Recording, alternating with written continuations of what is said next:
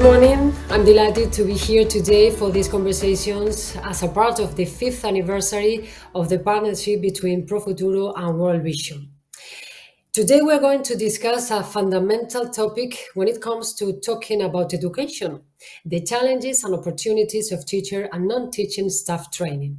And we are going to do it listening to two experts such as José Manuel Carrillo, ProFuturo's training manager for Zimbabwe, and Bulisaninkosi Khumalo, coordinator of the program between ProFuturo and World Vision in Lupane, Zimbabwe.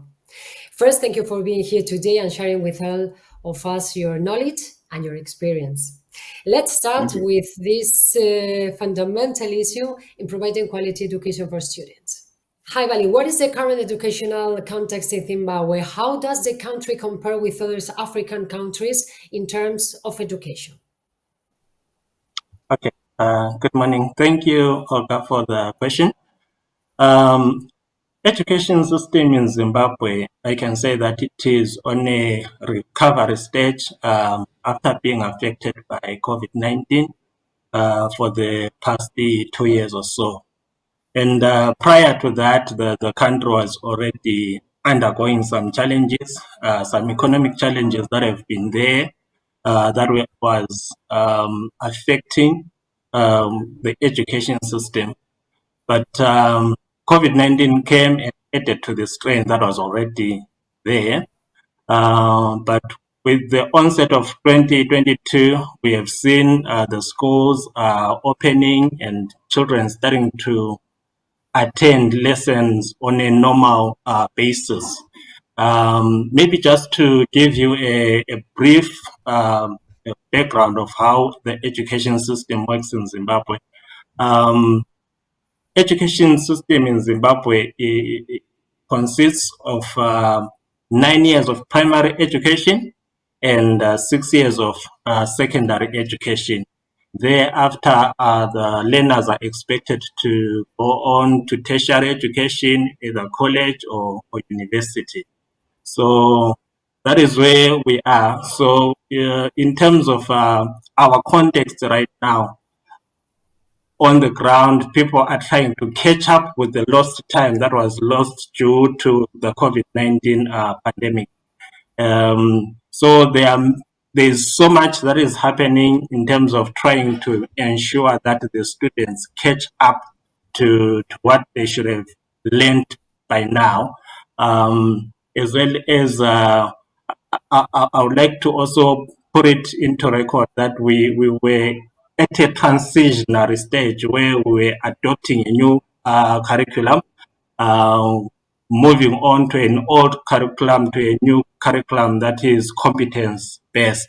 So ProFuturo and World Vision Zimbabwe came at a very opportune time to help the country transition smoothly from an old curriculum into a new curriculum that is competence-based and emphasizes the use of ICTs in education. Yeah, that's the brief background on our context in Zimbabwe.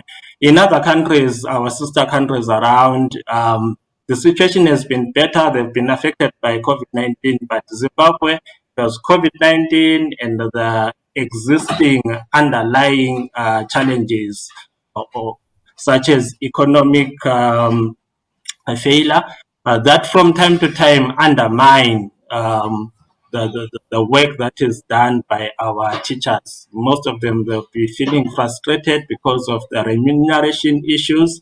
So from time to time, we have teachers striking, like in this current year, around February, we had a teacher strike that lasted for two weeks.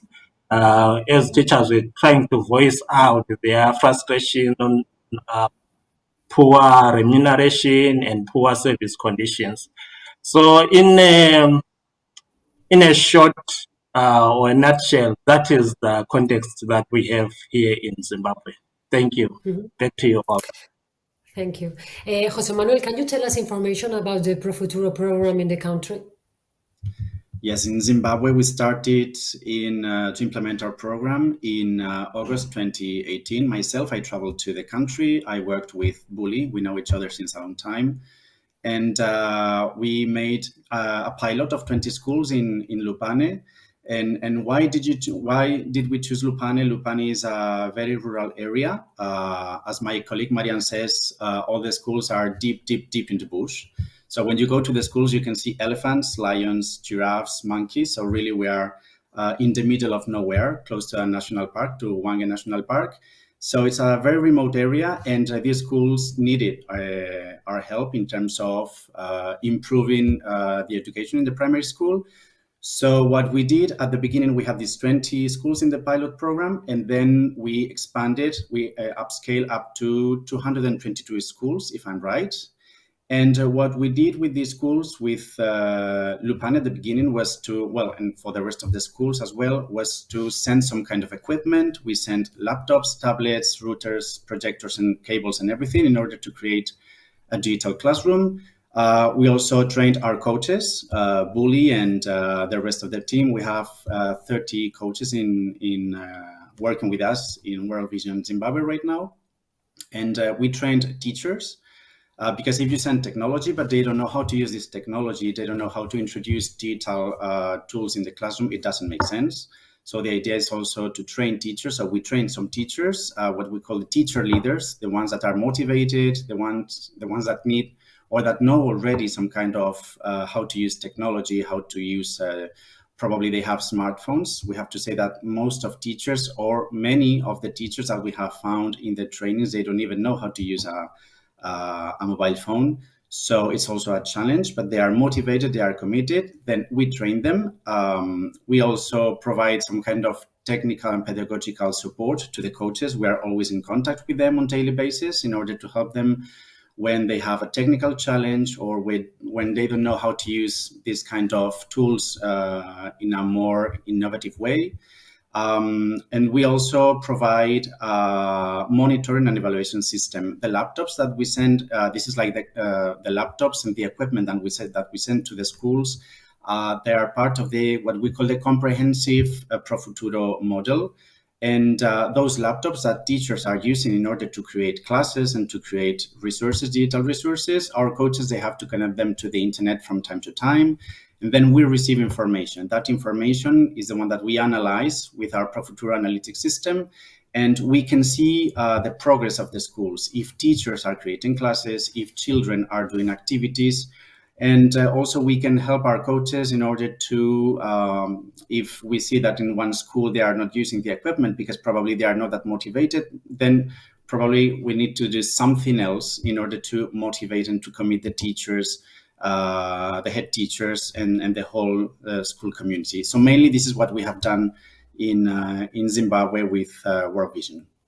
You have done a lot. And Buli, which background? Buli, which background do teachers usually come from? What are the motivations for non-teaching staff to go into teaching? Okay. In Zimbabwe, most of our teachers are college graduates.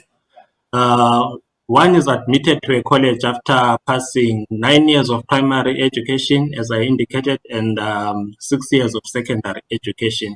Thereafter, they enroll into a college and get a diploma in education. The entry requirements for college is just 5 ordinary level subjects, including maths, English, and science. Those are the core subjects that they look into when they are enrolling our college graduates for teaching. Then in terms of the motivations for non-teaching staff to join teaching, the motivation here in Zimbabwe, mostly you find that it's barely necessity drives people to join the teaching fraternity if they are not trained as teachers. As I indicated earlier on, that our country is undergoing some economic challenges. So we have a very high rate of unemployment. 95% of working age people are not employed. So you have so many people looking for job opportunities. Some end up joining the teaching fraternity just out of necessity and trying to get an option in life. So you find that in our schools, there are qualified teachers who have diplomas in education. Then there is a small fraction of non-qualified people that are teaching in our schools. These ones are engaged by the communities to just try and assist the government in ensuring that teachers in schools are adequate to teach the learners. So in a brief, we have those two kind of teaching people in our schools, the qualified and the unqualified teachers. Thank you. Jose Manuel, what is the role of teachers in the program? How do they take part? Well, they are the key of the program. Well, we have two keys. For me, at least, we have two keys. One, teachers, one, coaches, because we have seen that in many projects where we send technology to the schools, like laptops, tablets, and everything, if you don't have someone accompanying the school, making the follow-up of the program, it doesn't make sense. So this is one of the very key points of ProFuturo, the fact of hiring people, local people, in order to accompany the school. So we have the coaches such as Buli, and a huge team of super coaches always accompanying the schools.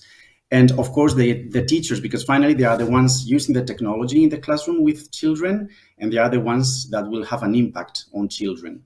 So when we do the trainings at the beginning of the implementation of the program, we try to gather for the first time and to train what we call the teacher leaders.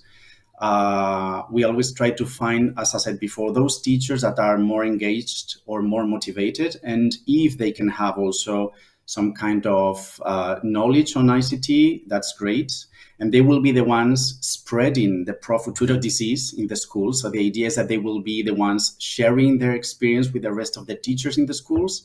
And the idea is that these teachers will help the others change their mindset. Finally, the fact of changing the mindset, because when the technology arrives at the school, at the beginning, some teachers, they are like a little bit reluctant. They are afraid of using technology. So the idea is that first, we need to train our teachers in order to use technology. And we choose these teacher leaders. They will be like the key person in the school in order to spread the knowledge and in order to make the others come on board of the digital education. So, but it's not only training teachers at the beginning of the program. The idea is that with the help of the coaches, they will be training the teachers on a regular basis. Every time they go to the schools, they work hand in hand with the teachers. They organize refresher trainings at the beginning of the year because after summer holidays, some teachers forget about how to use technology. So the idea is to train teachers in the long term. Even now in Zimbabwe, we have been implementing the program Mathematics ProFuturo. Our coaches, they have received that training online, and now they are the ones to train in a cascade model. We always try to train our teachers in a cascade model. It would be impossible for me to travel to the country every time we have to train teachers. So the idea is that we train our coaches, and then they are the ones to train the teachers. And we try to personalize, to adapt, to customize the training to the teachers, depending on their needs. And also in ProFuturo, we have online trainings. We have online courses. Teachers, they can register by themselves and they can go online. If they have internet access, they can train themselves at their own pace. And we also have courses that we can install in our laptops in the schools, in the ones that we send to the schools. So they can also make these kind of trainings by themselves. And what is more, we have the ProFuturo resources webpage open. So teachers from all over the world, they can go and they can look for the resources that ProFuturo has put at their disposal. During the COVID-19 pandemic, we opened all our resources, the resources that you can find in the ProFuturo laptop in the schools. Those resources for science, technology, language, we work in 4 different languages: Spanish, Portuguese, French, and English. So that webpage, ProFuturo Resources, is open to every teacher that would like to go and look for some information for their classes. So mainly this is what we do with the teachers in everything related to the training. Buli, what is your role as the program's coordinator in Lupane? Okay. As a project coordinator in Lupane, I have a team of 16 coaches. As Jose has indicated that we have a total of 30 in Zimbabwe. 16 coaches are in Lupane. The project is operational in 109 schools in total. So as the coordinator, I am supporting our coaches in doing the day-to-day teacher support activities that they do in schools, training the teachers, mentoring them, motivating them, ensuring that they keep abreast with the use of digital tools in the classroom.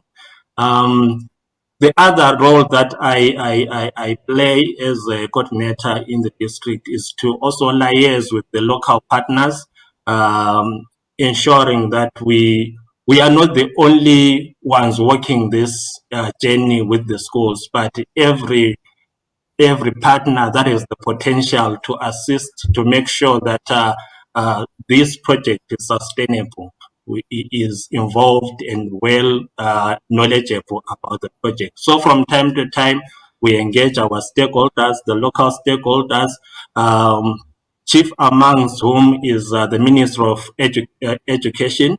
So we ensure that we work hand in glove together with the Ministry of Primary and Secondary Education, engaging our schools, monitoring the program, evaluating, and having to make some of the decisions that Jose has highlighted, such as checking if the schools are using the equipment appropriately, and if there are any other challenges that need to be addressed, we address them. Yeah, that is what I am doing. Jose Manuel, you have recently signed an agreement with the Ministry of Education to expand digital education in the country.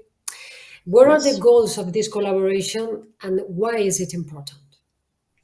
Yeah, so we signed the agreement, if I'm right, in November 2020 between ProFuturo, World Vision Zimbabwe, and the Ministry of Primary and Secondary Education. Just for you to see how committed the Ministry of Education is, during the very first training that we had in Lupane in August 2018, we already had people from the Ministry of Education in that training. I remember Jacob, I remember Chademan as well. So they were already present at that time. And since then, their committed has always been growing and growing and growing. Even this year in May, we had a training. We went to Zimbabwe. We had a training with World Vision coaches, with Buli and the rest of the team. And also we had a training with the ICT officers from the Ministry of Education. So the idea is that the Ministry of Education, they saw the opportunity with ProFuturo to implement ProFuturo as like the digital solution for the schools. And since then we have been working together. They put at our disposal all the equipment that they have at the schools, and we have been installing the ProFuturo learning management system, the platform that teachers use in order to create classes and activities. They have been installing the ProFuturo platform in the laptops they have in the schools. It's true that we have had some challenges regarding technology because some laptops were a little bit old, if I can say. But the important thing is that we have the commitment of the Ministry of Education. Even we have sent some 100 suitcases. I mean, when I say suitcases, the technological equipment, a comprehensive model of ProFuturo, that suitcase with laptop, tablets, router, projector, and everything. We have sent 100 suitcases to the Ministry of Education, and we are going to focus on 2 specific areas in the country. And the idea is that at the end of this year, 2022, we will be focusing on having results in approximately 198 schools. And the idea is to keep growing. The idea is to reach all schools in the country, all primary schools, and to work with the ProFuturo solution in order to introduce digital tools in the schools. Mm-hmm. Okay, the impact of projects like this one depends very much on its long-term sustainability. What steps are being taken to ensure this? Please, José Manuel, if you could go first, and then Buli. Yes, so for sustainability, this is something that we always say when we go to the different countries and when we train coaches and teachers. What we need to do is to change the mindset of teachers and all the people involved in the learning process. So parents, children, head teachers, and all kind of stakeholders and organizations that are working close to the school, like Ministry of Education, NGOs, universities. Everyone involved in the educational sector should be aware of the importance of the digital education. We have seen during the pandemic that when we have technology and when we have internet access, of course, it's not the same thing to go to the classroom, to the school, than working at home, but at least the education can go on. So definitely we need to change the mindset. And I always say to the teachers and to the coaches, I want, in this case, Zimbabwe to be at the same level of Spain or France or other countries. So the idea is to see that this is the future and we don't want to leave children behind. I mean, everybody should be able to have the same opportunities. And definitely, if we want ProFuturo to continue in the schools, the school should be the owner of the program because we cannot be providing funds forever. So the idea is that locally, we should see the way to make the school the owner of the program and to see that children, parents, school, NGOs, universities, and ministries of education, like the one we have in Zimbabwe, they are super committed. And that's the right way. That's the right path if we really want to see ProFuturo in the schools in the long term. Buli. Okay.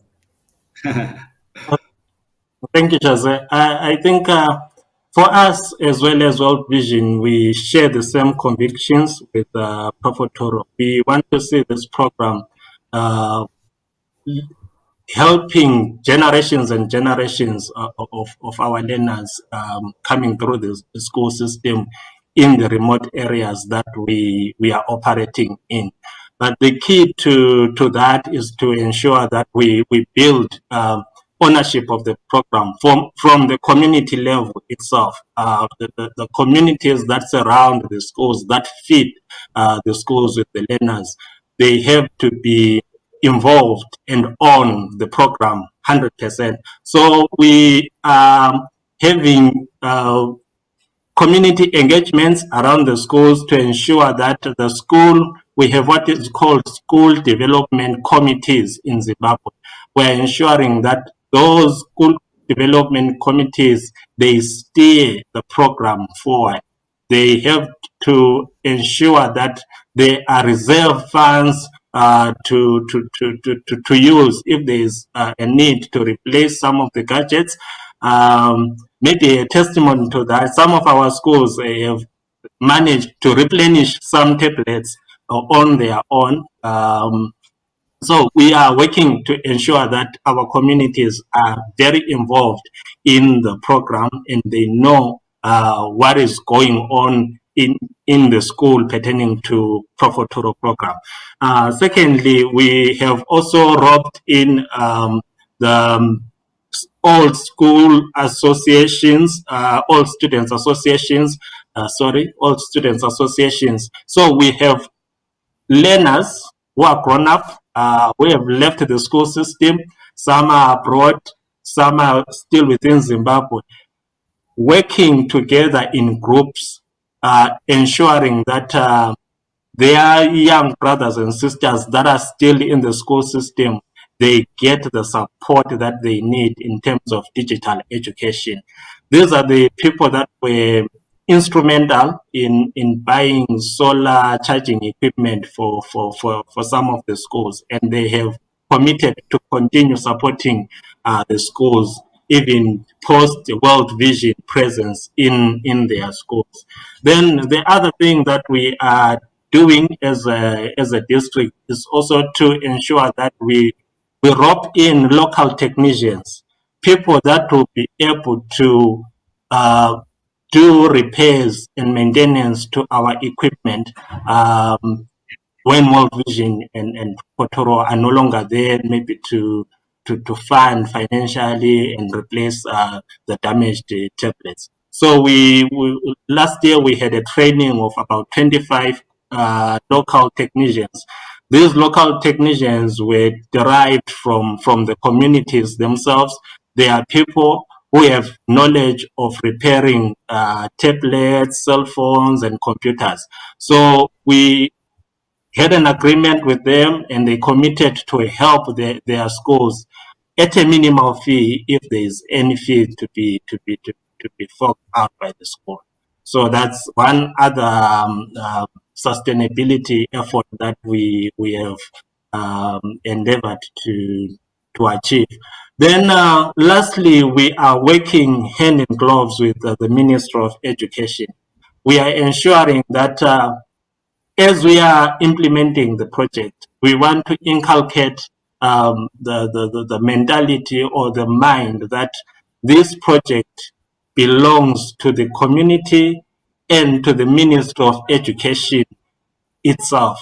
They have to know that this is their project, not World Vision's project, not ProFuturo's project. We are just in for a limited period, but Ministry of Education is there as the ministry that is in charge of education in Zimbabwe. So in our work, we do joint monitoring with the Ministry of Education to make sure that our principals in schools, our teachers in schools, they know and understand that ProFuturo program is sanctioned by the ministry, and the ministry will continue to supervise them even in our absence. These are some of the initiatives that we are doing. Thank you so much. Okay, Bully, Jose Manuel, thank you you both very much for this opportunity and overall for the work you do every day. Goodbye. Thank you so much. Bye-bye.